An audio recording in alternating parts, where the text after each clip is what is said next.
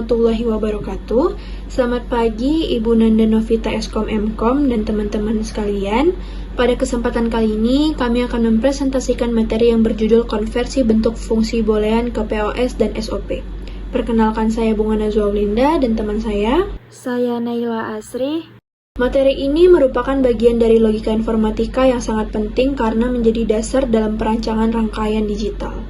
Setelah mempelajari materi ini, diharapkan kita dapat memahami apa itu bentuk SOP dan POS, cara melakukan konversinya, serta mengetahui penerapan dalam kehidupan nyata. Pertama, kita akan membahas pendahuluan. Fungsi boolean adalah suatu bentuk aljabar yang menggunakan nilai logika 0 dan 1. Nilai 0 menunjukkan kondisi salah atau off, sedangkan nilai 1 menunjukkan kondisi benar atau on. Dalam aljabar boolean terdapat 3 operasi dasar, yaitu AND, OR, dan NOT. Operasi AND menghasilkan nilai benar apabila semua masukan bernilai benar. Operasi OR menghasilkan benar apabila salah satu masukan bernilai benar. Sedangkan NOT berfungsi membalik nilai logika. Fungsi boolean banyak digunakan pada sistem digital seperti komputer, microcontroller, maupun perangkat elektronika lainnya. Oleh karena itu, memahami bentuk standar boolean akan mempermudah proses analisis dan penyederhanaan rangkaian. Bentuk standar fungsi boolean. Pada slide ini terdapat 2 bentuk standar fungsi boolean, yaitu SOP dan POS. SOP atau sum of product merupakan penjumlahan dari beberapa hasil perkalian variabel. Dalam bentuk ini, setiap suku disebut minterm dan dihubungkan menggunakan operasi OR. Sedangkan POS atau product of sum merupakan perkalian dari beberapa hasil penjumlahan variabel. Pada bentuk ini, setiap suku disebut maxterm dan dihubungkan menggunakan operasi AND. Kedua bentuk tersebut sebenarnya memiliki fungsi yang sama, hanya cara penulisannya yang berbeda. Pemilihan bentuk SOP atau POS biasanya disesuaikan dengan kebutuhan dalam proses penyederhanaan maupun implementasi rangkaian. Selanjutnya, kita membahas konversi dari SOP ke POS. Langkah pertama adalah menentukan fungsi boolean dalam bentuk SOP, setelah itu dibuat tabel kebenaran berdasarkan fungsi tersebut. Kemudian, kita memperhatikan semua baris yang menghasilkan output 0 dari setiap baris tersebut dibentuk maxterm. Setelah semua maxterm diperoleh, semuanya dikalikan sehingga menghasilkan bentuk POS yang ekuivalen. Pada contoh di sebelah kanan terlihat bagaimana fungsi SOP diubah menjadi bentuk POS melalui tabel kebenaran. Berikut saya akan melanjutkan kembali presentasi yang telah disampaikan oleh teman saya. Selanjutnya ada konversi dari POS ke SOP. Langkah-langkahnya pertama, jika fungsi dalam bentuk POS, ubah ke bentuk kanonik atau product of maxterm.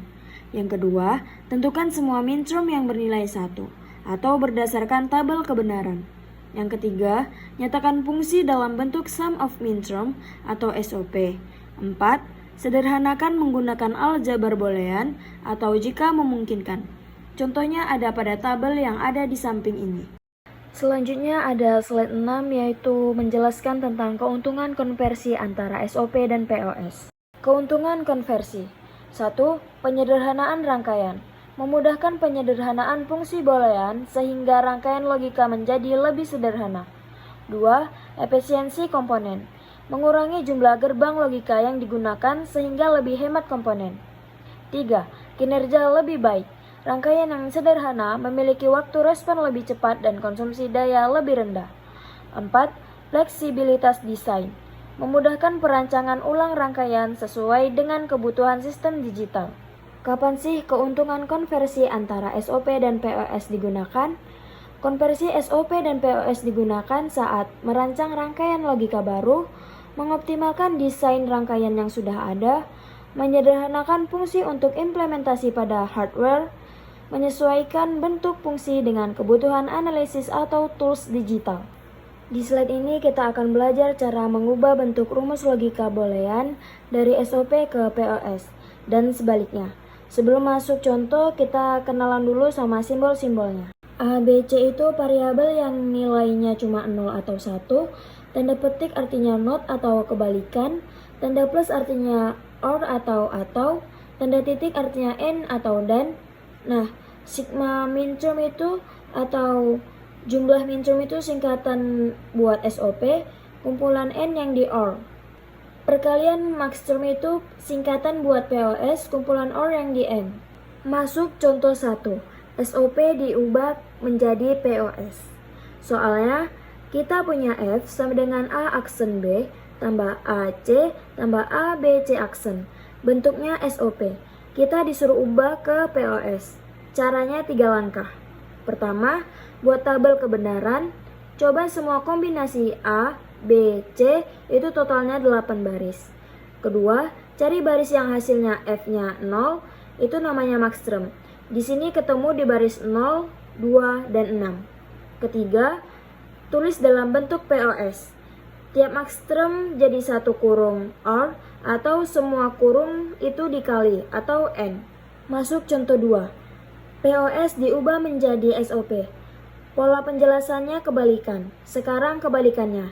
F sama dengan buka kurung A tambah B tutup kurung, buka kurung A aksen tambah B aksen tutup kurung. Bentuknya POS. Mau diubah ke SOP. Buat tabel kebenaran lagi. Kali ini cuma 2 variabel jadi 4 baris. Cari baris yang hasilnya 1, itu namanya minterm. Ketemu di baris 0 dan 3. Tulis SOP-nya. Tiap minterm jadi 1 suku N digabung pakai OR. Jadi intinya, kalau F sama dengan 0, kita pakai maxterm untuk bentuk POS. Kalau F sama dengan 1, kita pakai minterm untuk bentuk SOP. Gunanya, konversi ini supaya rangkaian logikanya lebih sederhana dan gampang dibikin jadi rangkaian elektronik beneran.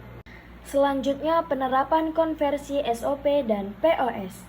Penerapan dalam kehidupan nyata. Penerapan dalam sistem komputer. Konversi SOP dan POS digunakan dalam perancangan prosesor, memori, dan rangkaian digital agar lebih sederhana dan efisien.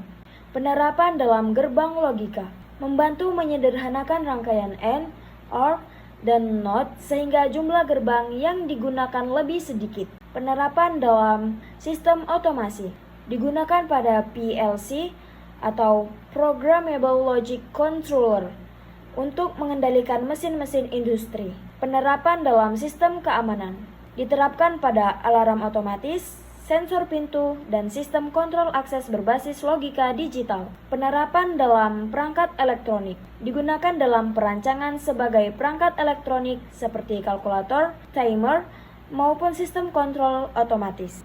Berikutnya ada kesimpulan, di mana kesimpulan ini adalah akhir dari penjelasan yang telah kami sampaikan. Kesimpulannya adalah pertama, fungsi boolean memiliki 2 bentuk standar, yaitu SOP atau sum of product dan POS atau product of sum.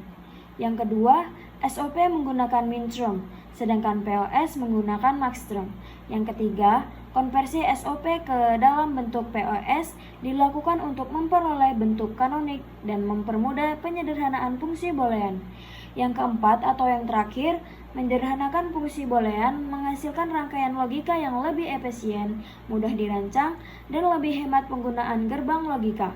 Terima kasih atas perhatian Ibu dosen serta teman-teman semua. Semoga materi yang kami sampaikan dapat menambah pemahaman mengenai logika informatika. Wassalamualaikum warahmatullahi wabarakatuh.